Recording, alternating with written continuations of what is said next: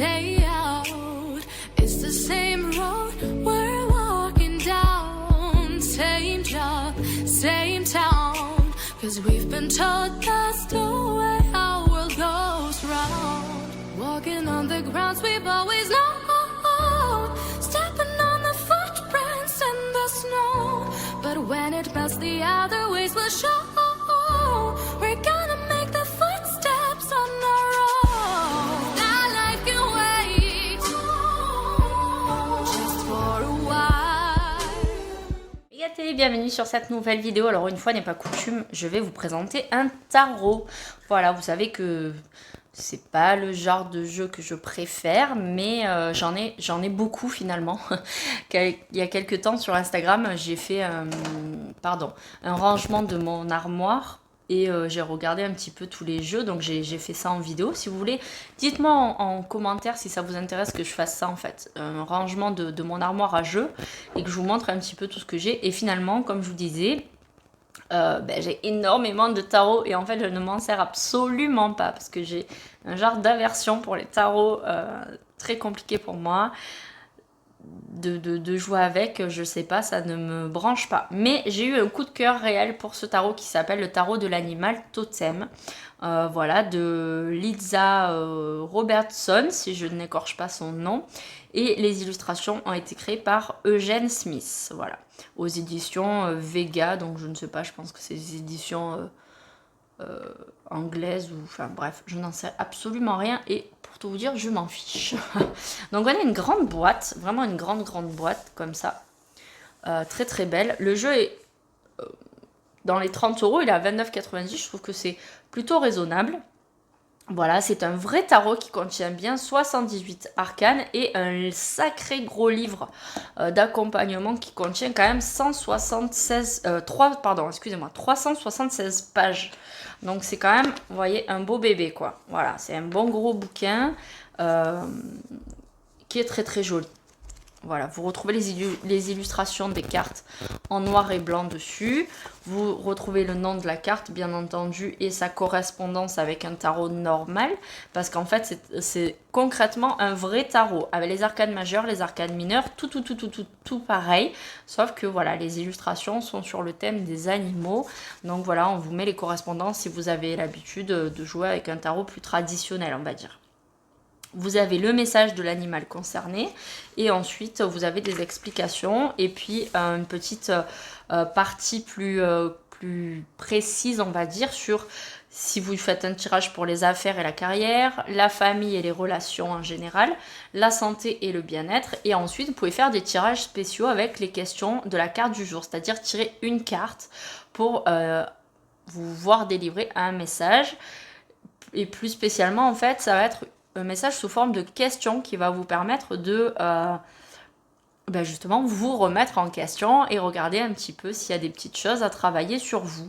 Voilà, ici par exemple on a la carte du jour. Pardon, donc la carte, on a pris ici le roi d'épée, l'aigle. Et la question de la carte du jour, donc admettons qu'on ait tiré cette carte-là aujourd'hui, ça peut être: entendez-vous la véritable voix de votre âme dans le vent ?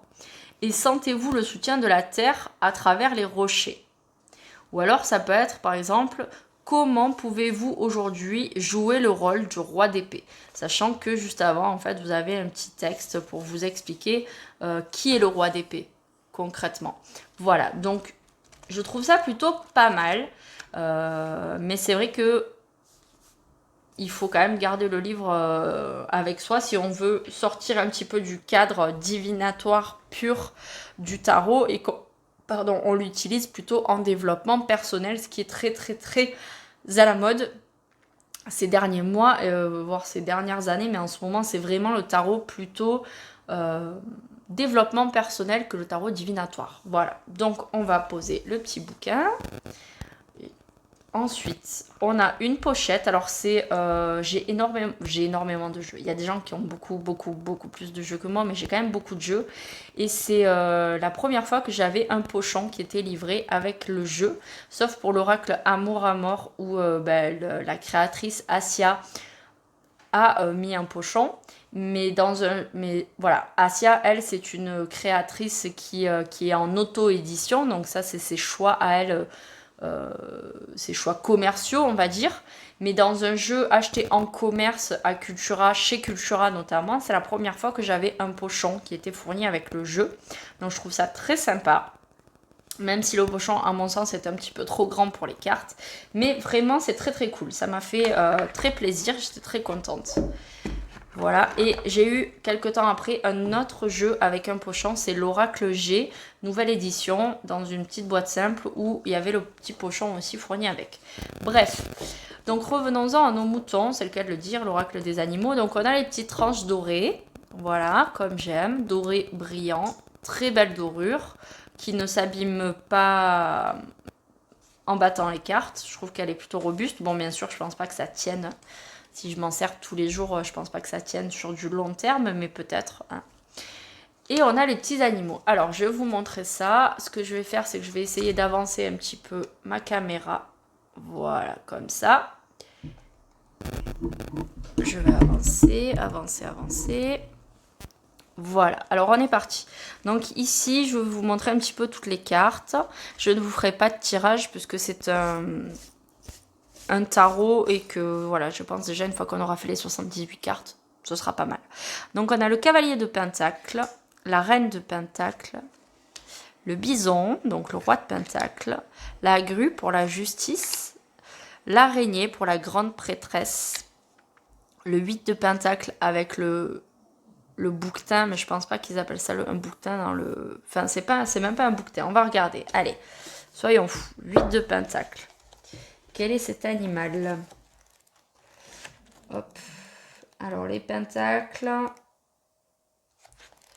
Hop, hop, hop. Je vous montre en même temps, comme ça vous voyez. Les pentacles, ils sont au fond. Pentacle, hop, on arrive. Donc c'est la chèvre des montagnes, chèvre de montagne pour le 8 de pentacle. Ici on a la tortue de terre. Ensuite pour le 9 de pentacle, on a le 10 de pentacle qui sont les petits lapins, les lièvres. Ensuite on a le 8 de bâton avec le cheval. Sauvage bien sûr. Le val d'épée avec un G je pense, ou une huppe ou quelque chose comme ça. On a le cavalier d'épée avec le corbeau. La reine d'épée avec le loup blanc, l'écureuil pour le 4 de pentacle, le 5 de pentacle sont représentés par des peaux de... ou des peaux de loup, ou des peaux de... comment ça s'appelle?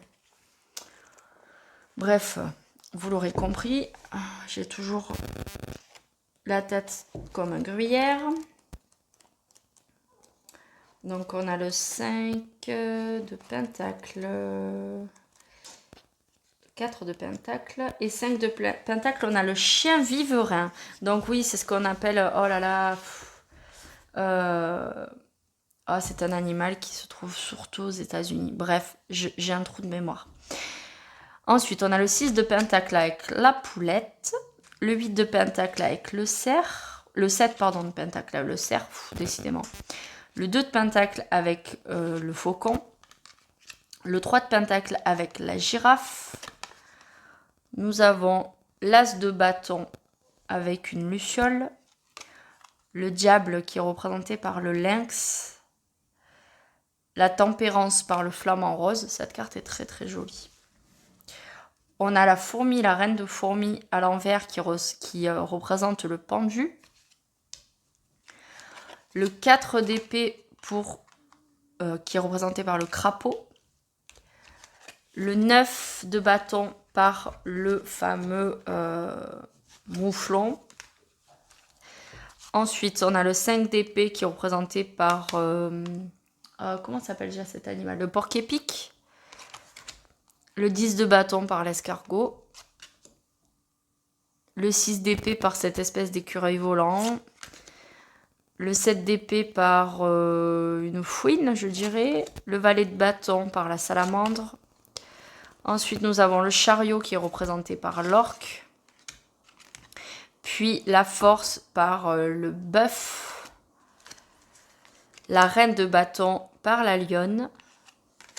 Le roi de bâton par le diable de Tasmanie. L'as de coupe par un magnifique magnifique, comment ça s'appelle? Oh là là, décidément. Colibri, je pense. Le 2 de coupe par un Bernard l'Ermite. Le 3 de coupe par des macareux. Le 5 de coupe par alors c'est des... Oh là là, comment ça s'appelle? Bon, décidément, bref, vous aurez vu. Des ragondins, mais en fait, c'est pas des ragondins, ça s'appelle c'est des gros animaux d'Afrique, mais je n'ai plus le nom. Bref, vraiment, c'est très difficile d'avoir des nuits assurées. Roi de coupe, le castor. Le 2 d'épée par un petit oiseau, mais je ne sais pas du tout quel est cet oiseau. Le 8 d'épée par la taupe. Le 9 d'épée par un oiseau, je ne sais pas ce que c'est non plus. Le 10 d'épée est représenté par le pigeon. L'empereur est représenté par un magnifique gorille avec son poitrail argenté. Les amoureux sont représentés par les cygnes. La tour par la fourmilière. L'ermite par notre chère amie la menthe religieuse. Le fou est représenté par le criquet ou la sauterelle. Le monde est représenté par une magnifique île. Une belle île du Pacifique, je suppose. Le soleil par notre ami le... Je ne me rappelle plus du nom de cet animal, mon Dieu. Il est vraiment temps que mon fils fasse ses nuits parce que ça commence à être dur. Le 3 d'épée par l'éléphant. Le 2 de bâton par la raie. 4 de bâton par, je ne sais pas quel est cet oiseau. Un G peut-être, mais je ne suis pas sûre. Le 5 de bâton par, je ne sais pas quel est cet animal, très étrange. Le 6 de bâton par les abeilles. Le 7 de bâton par la moufette. Le roi d'épée par l'aigle majestueux, l'aigle royal. L'as de pentacle par le scarabée. La roue de la fortune, la roue de fortune, pardon, par la coccinelle. Le magicien est représenté par un goupil. L'impératrice par un yak. L'étoile par cette magnifique huître. Le 4 de coupe par le poulpe. L'hiérophante est représenté par l'ours polaire. La lune par une magnifique chouette. La mort par, bien entendu, un vautour. Le jugement par nos amis les cerfs. Le 6 de coupe par les loutres. Le 7 de coupe est représenté par des libellules. Le 8 de coupe par un saumon qui remonte la forêt. La forêt, franchement, la rivière. Mon Dieu. Le 9 de coupe, le papillon. Le 10 de coupe, la famille de pingouins, de manchots, de pingouins empereurs. Le valet par le phoque. Valet de coupe, pardon. La reine de coupe par un orignal. Le valet de coupe par, je ne sais plus comment s'appelle cet oiseau. Le valet de pentacle par un lama, ou peut-être ici c'est pas tout à fait un lama, c'est un, je ne sais plus le nom, bravo. Le 3 de bâton par un pic, un pivert, un pie. Le cavalier de bâton par une autruche. Et enfin, nous avons l'as d'épée représenté par un panda. Voilà. Écoutez, j'espère que ce jeu vous aura plu. Peut-être que vous l'avez chez vous. Dites-moi si vous l'avez, si vous vous en servez, si vous le trouvez agréable pour jouer. Voilà, si vous l'utilisez comme un tarot de voyance, un tarot prédictif, ou si vous l'utilisez vraiment plus en développement personnel, dites-moi tout. Voilà, j'espère que ce jeu vous aura plu, que mes trous de mémoire ne vous auront pas trop cassé les pieds, je suis vraiment désolée.